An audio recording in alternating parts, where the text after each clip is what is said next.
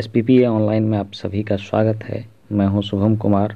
विषय है सामाजिक विज्ञान और इसके अंतर्गत हम लोग आज बात करने वाले हैं आपके पाठ्यपुस्तक लोकतांत्रिक राजनीति के प्रथम अध्याय, जिसका नाम है लोकतंत्र में सत्ता की साझेदारी। और इस अध्याय के सभी हर संभव वस्तुनिष्ठ प्रश्नों पर हम लोग चर्चा करने वाले हैं।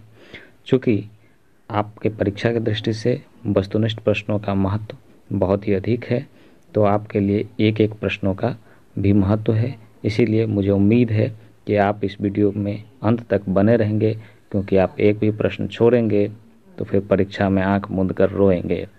तो चलिए शुरू करते हैं। तो पहला जो प्रश्न है वो है, सामाजिक विभाजनों को संभालने के संदर्भ में इनमें से कौन सा बयान लोकतांत्रिक व्यवस्था पर लागू नहीं होता है। ऑप्शन ए है, लोकतंत्र में राजनीतिक प्रतिद्वंद्विता के चलते सामाजिक विभाजनों की छाया राजनीति पर भी पड़ता है। ऑप्शन बी है, लोकतंत्र में विभिन्न समुदायों के लिए शांतिपूर्ण ढंग से अपनी शिकायतें जाहिर करना संभव है। सी है, लोकतंत्र सामाजिक विभाजनों को हल करने का सबसे अच्छा तरीका है। और डी है, लोकतंत्र सामाजिक विभाजनों के आधार पर समाज को विखंडन की ओर ले जाता है। चूँकि हमको कहा गया है कि सामाजिक विभाजनों को संभालने के संदर्भ में कौन सा बयान लोकतांत्रिक व्यवस्था पर लागू नहीं होता है, तो ये जो उपयुक्त चारों ऑप्शन है ना, ये लागू होता है। तो इस तरह से अगर हम आंसर देखें तो आंसर हमारा डी हो जाएगा, यानी कि लोकतांत्रिक व्यवस्था में ना सामाजिक विभाजनों को कंट्रोल करने के लिए विखंडन नहीं किया जाता है। इसमें क्या होता है, और राजनीति पर प्रभाव पड़ता है। शांतिपूर्ण तरीके से शिकायत जाहिर कर सकते हैं आप लोकतंत्र में। अगर आपको कुछ दिक्कत है सरकार से, तो लोकतंत्र सामाजिक विभाजनों को हल करने का भी सबसे अच्छा तरीका है। ये हम लोग टेक्स्ट बुक में पढ़ चुके हैं। और लोकतंत्र सामाजिक विभाजनों के आधार पर समाज के विखंडन की ओर कभी भी नहीं ले जाता है। तो इसीलिए ये जो गलत ऑप्शन है, नहीं लागू होता है, ये बयान ऑप्शन डी में है और हमारा उत्तर डी ही सही है। अब हम देखते हैं दूसरा प्रश्न। दूसरा में क्या है, निम्नलिखित 3 बयानों पर विचार करें। तो 3 बयान दिया हुआ है, इस पर देखना है, इस पर विचार करना है। तो पहला है, जहां सामाजिक अंतर एक दूसरे से टकराते हैं वहीं सामाजिक विभाजन होता है। ठीक है, देख लिए पहला विचार। दूसरा है, यह संभव है एक व्यक्ति की कई पहचान हो। दूसरा विचार देख लिए। तीसरा विचार क्या है, सिर्फ भारत जैसे बड़े देशों में ही सामाजिक विभाजन होती है।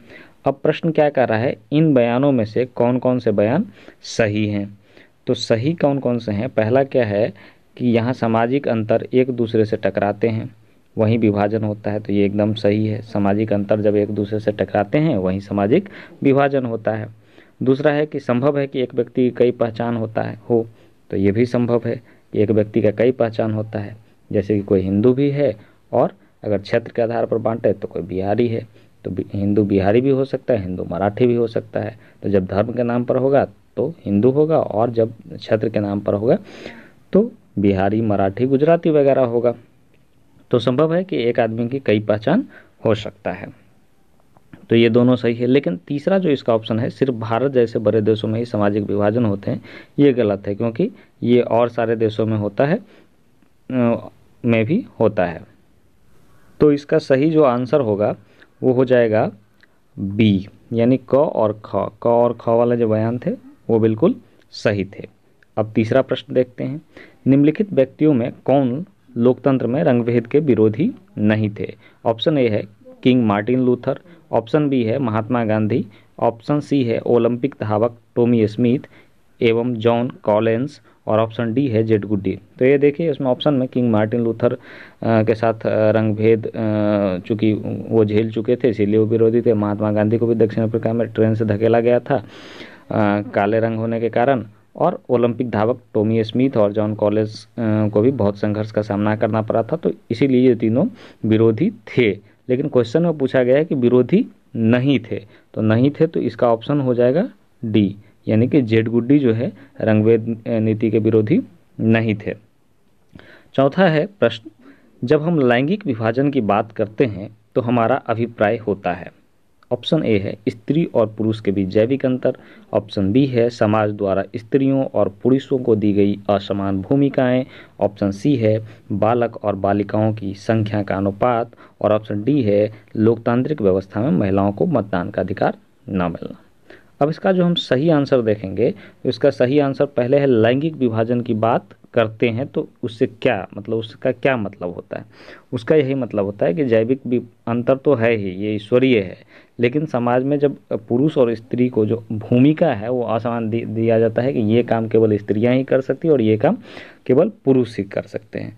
तो इस तरह की भावना जो है यही लैंगिक विभाजन का एक आधार बनता है, इसी के आधार पर लैंगिक विभाजन हो जाता है। तो इसका जो आंसर होगा वो होगा बी, समाज द्वारा स्त्रियों और पुरुषों को दी गई असमान भूमिकाएं।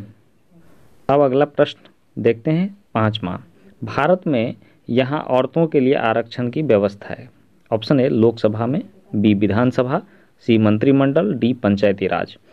तो हम लोग देखते हैं लोकसभा में है नहीं, विधानसभा में भी नहीं है, मंत्रिमंडल में भी नहीं है, तो इसका सही आंसर क्या हो जाएगा, डी, यानी पंचायती राज में महिलाओं के लिए आरक्षण की व्यवस्था है। 6ठा प्रश्न है, सांप्रदायिक राजनीति के अर्थ संबंधी निम्न कथनों पर गौर करें। सांप्रदायिक राजनीति किस पर आधारित है? तो पहला है एक धर्म दूसरे धर्म से श्रेष्ठ है, बी है विभिन्न धर्मों के लोग समान नागरिक के रूप में खुशी खुशी साथ रहते हैं, तीसरा ऑप्शन यानी सी है एक धर्म के अनुयायी एक समुदाय बनाते हैं, और चौथा ऑप्शन है एक धार्मिक समूह का प्रभुत्व बाकी सभी धर्मों पर कायम रहने में शासन की शक्ति का प्रयोग नहीं किया जा सकता है। तो इसमें क्या है, सांप्रदायिक राजनीति। तो जब राजनीति में सांप्रदायिकता आता है तो क्या होता है, धर्म के आधार पर समुदाय बनते हैं, है ना। तो इसका जो सही आंसर होगा वो है एक धर्म के अनुयायी एक समुदाय बनाते हैं, धर्म के आधार पर समुदाय बना करके और पॉलिटिक्स उसको राजनीति में भुनाते हैं। तो ये सांप्रदायिक राजनीति का रूप है, इसे कह सकते हैं कि सांप्रदायिक राजनीति है। तो इसीलिए इसका आंसर सी हो जाएगा, एक धर्म के अनुयायी एक समुदाय बनाते हैं।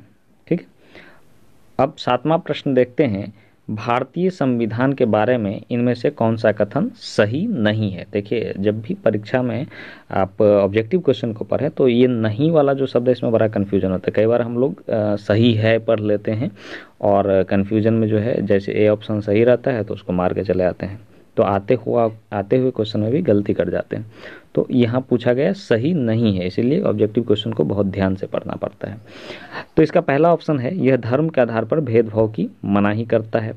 तो मनाही करता ही है धर्म के आधार पर भेदभाव का हमारा संविधान, इसका मतलब ये सही नहीं है।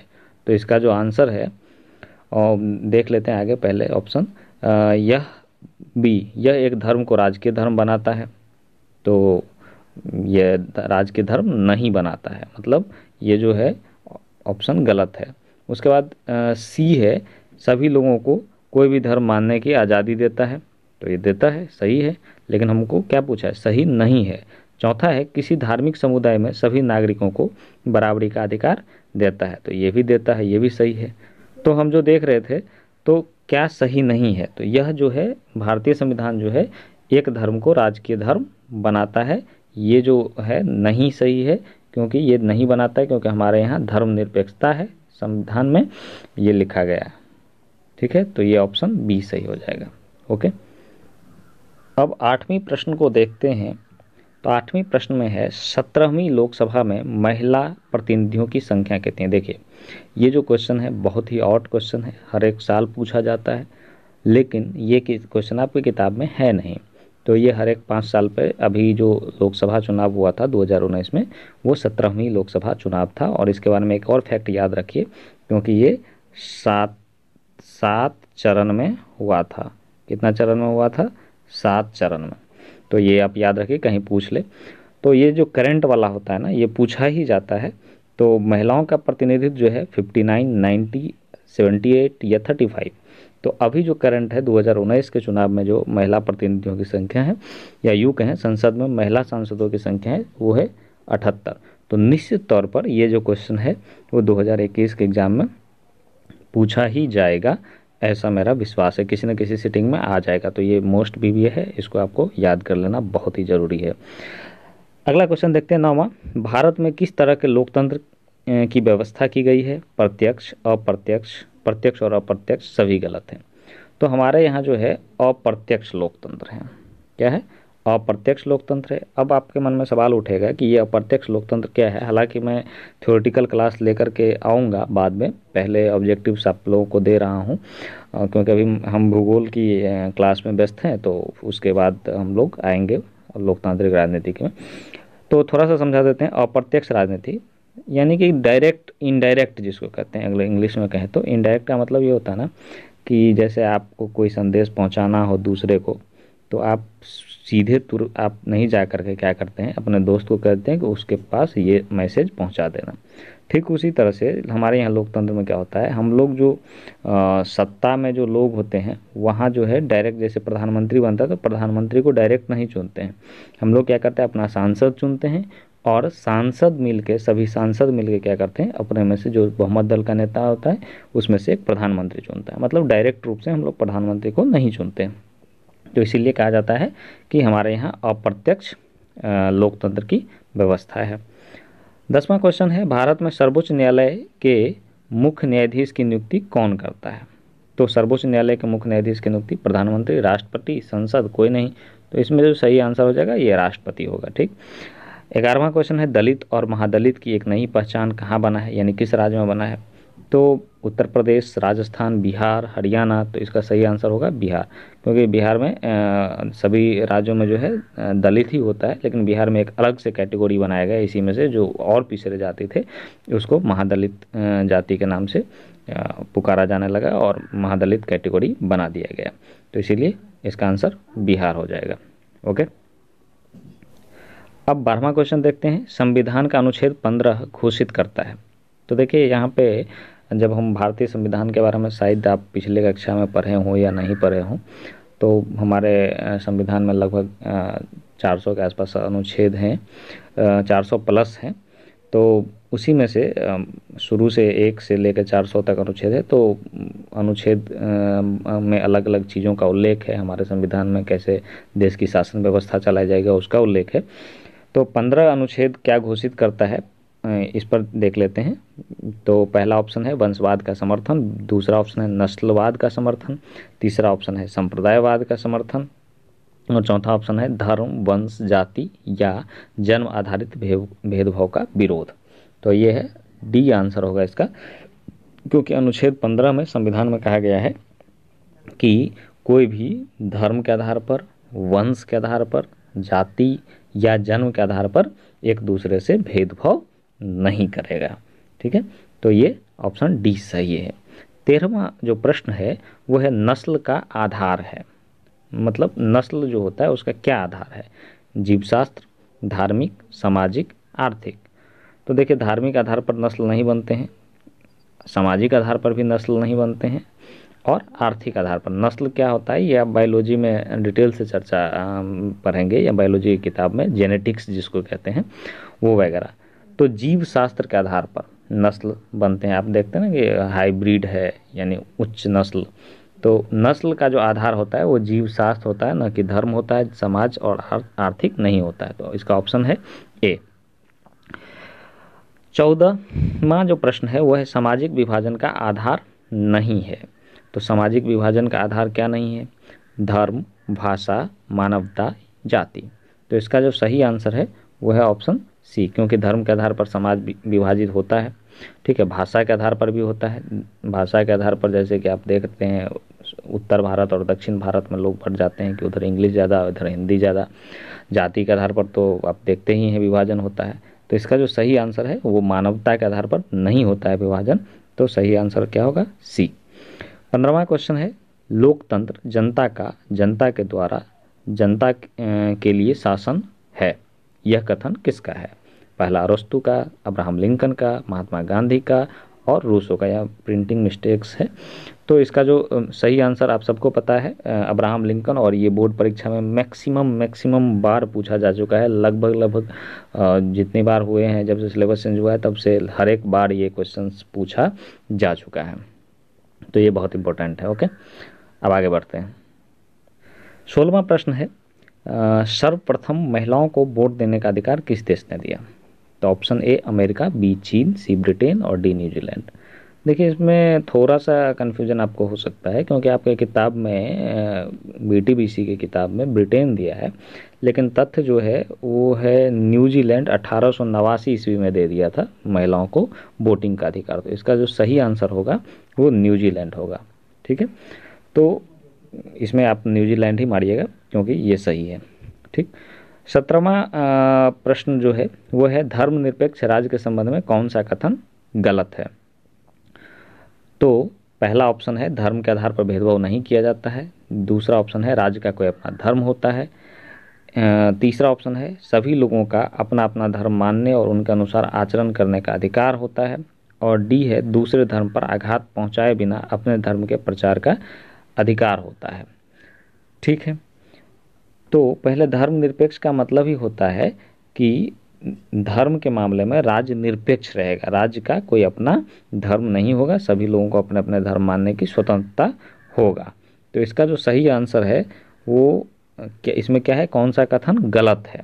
तो धर्म के आधार पर भेदभाव नहीं किया जाता, ये धर्मनिरपेक्षता का रूल है ना। दूसरा क्या है, राज्य का कोई एक अपना धर्म होता है, ये धर्मनिरपेक्ष राज्य में नहीं होता है ना। तो ये जो है गलत है, यही आंसर हमारा हो जाएगा, है ना, क्योंकि गलत कथन हमको चुनना था। ठीक है, 18वां है किस देश को सामाजिक विभेद के कारण विखंडन का सामना करना पड़ा। तो इसका जो है ऑप्शन ए है श्रीलंका को, ऑप्शन बी है बेल्जियम को, ऑप्शन सी है यूगोस्लाविया को और ऑप्शन डी है भारत को। तो इसका जो सही आंसर है ना, सामाजिक विभेद के कारण विखंडन यूगोस्लाविया को करना पड़ा। यूगोस्लाविया में सामाजिक विभेद इतना ज़्यादा बढ़ गया कि लोग टकराहट होने लगे एक दूसरे से और टुकड़ों में पूरा यूगोस्लाविया देश जो है बट गया, अलग अलग देश बना लिया अपना अपना सामाजिक विभाजन के आधार पर। तो ये खतरनाक है सामाजिक विभाजन। ठीक है, 19वां प्रश्न देखते हैं, निम्नलिखित में भारत के लिए कौन सा कथन सही है। पहला, धार्मिक स्वतंत्रता का अभाव है। सबसे पहले ये कथन तो गलत ही है क्योंकि भारत में धार्मिक स्वतंत्रता है, सभी को अपना अपना धर्म मानने की स्वतंत्रता है। दूसरा है यहाँ धर्म की प्रधानता है, ये भी कथन सही नहीं है ना, यहाँ धर्म किसी भी एक धर्म की प्रधानता नहीं है। और तीसरा कथन है यहाँ धर्मनिरपेक्षता का सिद्धांत है, ये सही हो सकता है। तो ये हमको पूछा है कौन सा सही है। चलिए अब आगे एक और ऑप्शन बचा है, उसको भी देख लेते हैं। यहाँ धार्मिक सौहार्द का अभाव है, नहीं, यहाँ पर धार्मिक सौहार्द है, सभी धर्म एक दूसरे के लोग एक दूसरे से मिलकर रहते हैं। तो इसका जो सही कथन क्या है, बाद के तीनों गलत है, सही कथन है सी। तो ऑप्शन सी हो जाएगा इसका आंसर। 20वां प्रश्न देखते हैं, सांप्रदायिकता का सही अर्थ क्या है। अपने धर्म में निष्ठा, बी अपने धर्म को सभी धर्मों से श्रेष्ठ समझना, सी में धार्मिक प्रचार और डी में धर्मनिरपेक्षता।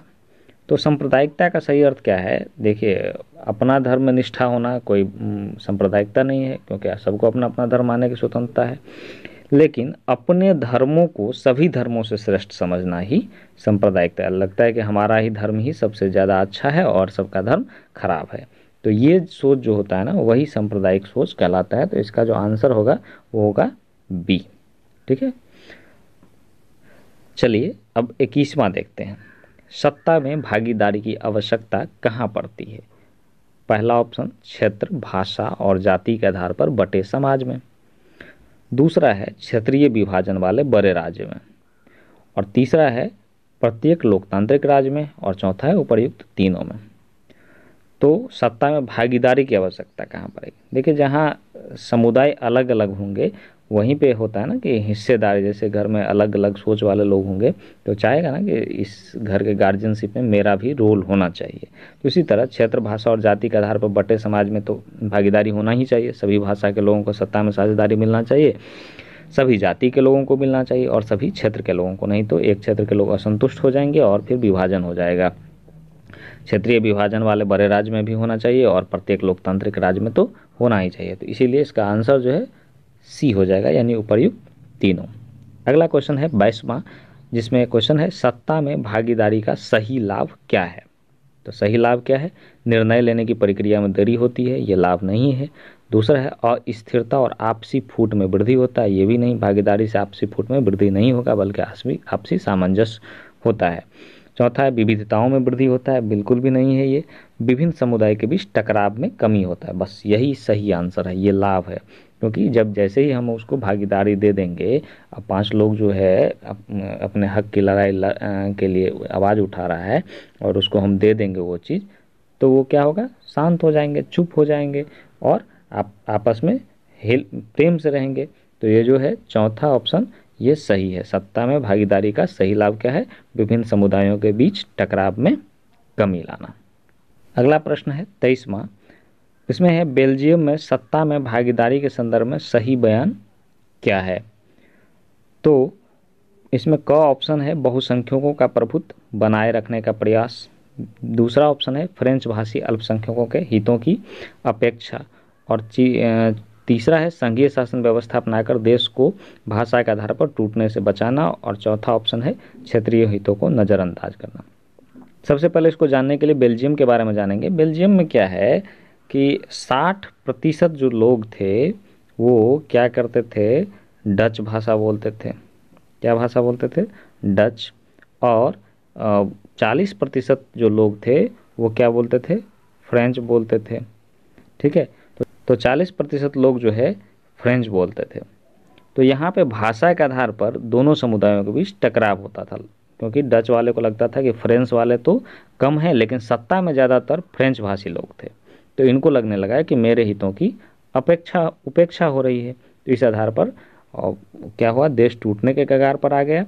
लेकिन वहाँ क्या किया, संघीय शासन व्यवस्था अपनाकर देश के भाषा के आधार पर टूटने से बचा लिया गया। तो ये आंसर सी इसका सही हो जाएगा। अब संघीय शासन व्यवस्था क्या है, इसको हम लोग अगले अध्याय में डिस्कस करेंगे, क्योंकि वो पूरा अध्याय उसी पर है।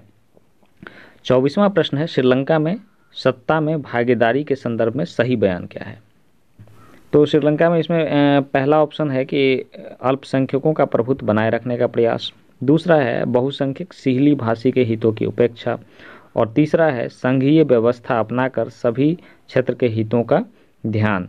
और चौथा है सरकार की नीतियों द्वारा सिंहली भाषी बहुसंख्यकों का प्रभुत्व बनाए रखना। तो देखिए, अभी हम लोग बेल्जियम का उदाहरण देखे थे, अब हम लोग श्रीलंका को देख रहे हैं। श्रीलंका में बेल्जियम के ठीक उलट हुआ। यहाँ भी 2 भाषा के लोग थे और भाषा के आधार पर यहाँ भी टकराहट हुआ 2 समुदाय के बीच में। एक था सिंहली भाषी जो श्रीलंका के मूल निवासी थे, और एक था तमिल जो भारतीय जो जाके श्रीलंका में बसा था वो थे।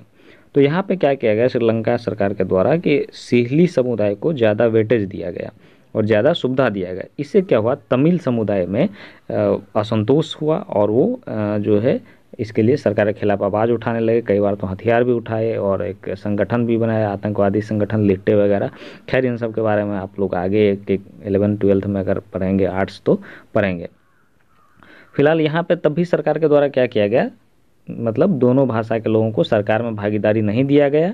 और क्या किया गया, सरकार सिंहली भाषी को सरकारी में प्रभुत्व बनाए, सरकार में वर्चस्व जो है सिंहली भाषी का बना रहा।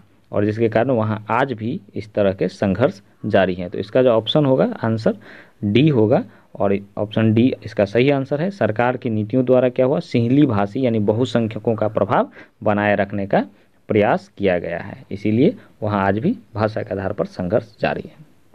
अब 25वां क्वेश्चन है,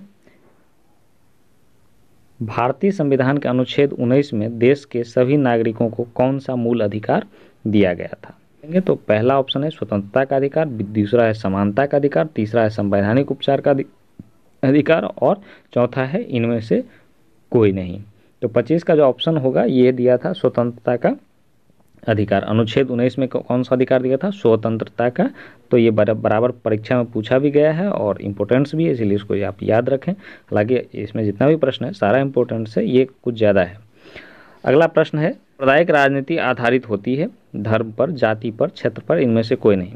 तो हम पहले बता देंगे कि संप्रदाय क्या होता है, मतलब धर्म के आधार पर राजनीति करना, तो सांप्रदायिक राजनीति होती है। तो ऑप्शन ए जो है इसका सही आंसर होगा, धर्म के आधार पर सांप्रदायिक राजनीति आधारित होती है। 27वां प्रश्न है, भारतीय लोकतंत्र में सत्ता के विरुद्ध जन आक्रोश किस दशक में प्रारंभ हुआ। 1960 के दशक में, 1970 के दशक में, 1980 के दशक में, 1990 के दशक में। इसका सही आंसर है 1990 के दशक में संपूर्ण क्रांति हुआ था और बिहार से ही हुआ था छात्र आंदोलन के तहत। अगला प्रश्न है यानी कि 28वां, क्षेत्रवाद की भावना का कुपरिणाम है। तो पहला ऑप्शन है अपने क्षेत्र से अलगाव, दूसरा है राष्ट्रहित, तीसरा है राष्ट्रीय एकता और चौथा है अलगाववाद। तो क्षेत्रवाद की जब भी भावना उत्पन्न होगी तो क्या होगा, जैसे देश में अलगाववाद की समस्या होगी, सभी राज्य कहेंगे या सभी क्षेत्र कहेंगे हमको अलग कर दो, हमको अलग कर दो, तो ये अलगाववाद की भावना पनपेगी। इसका कुपरिणाम है क्षेत्रवाद की भावना का क्या होता है, अलगाववाद हो जाता है, मतलब अलग होने की मांग होने लगती है देश, अपने ही देश में। 29वां प्रश्न, पुरुषों के पास दृष्टि होती है और स्त्रियों के पास अंतर्दृष्टि, किसने कहा? Mahatma Gandhi, Victor Hugo, Indira Gandhi, Mountbatten. तो ये है सही आंसर, इसका है बी। विक्टर ह्यूगो ने कहा था कि पुरुषों के पास दृष्टि होती है और स्त्रियों के पास अंतर्दृष्टि। और आज का अंतिम क्वेश्चन है 30वां, भारत की वित्तीय राजधानी है दिल्ली, मुंबई, कलकत्ता, चेन्नई। तो इसका सही आंसर है मुंबई भारत की वित्तीय राजधानी है। तो इस तरह से हम लोगों ने सभी ऑब्जेक्टिव क्वेश्चंस को देखा है। अगर आपको इसका पीडीएफ चाहिए तो आप क्या कर सकते हैं, डिस्क्रिप्शन में लिंक दिया हुआ है, वहाँ से जा कर के आप डाउनलोड कर सकते हैं और फिर उसका प्रिंट आउट निकाल के रख लीजिए। और इसमें जब भी ज़रूरत पड़ेगा और आंसर आपको देखना है तो ये वीडियो देख लीजिएगा। ठीक है, आशा है आपको अच्छा लगा होगा। इसको तैयार किया था हमारे SPPI के टीम ने और विशेष रिगार्ड्स में हम थे। तो आप वीडियो को लाइक कर दीजिए और अपने दोस्तों के साथ शेयर कर दीजिए, उनका भी मदद हो जाएगा। और चैनल को सब्सक्राइब नहीं किए हैं तो सब्सक्राइब ज़रूर कर दीजिए, क्योंकि आपको बराबर नोटिफिकेशन मिलता रहेगा। हम नए नए सब्जेक्ट्स को पर नए नए तरीके से आपके लिए जो है सुविधा लेकर के आ रहे हैं निरंतर। Okay, good day and take care.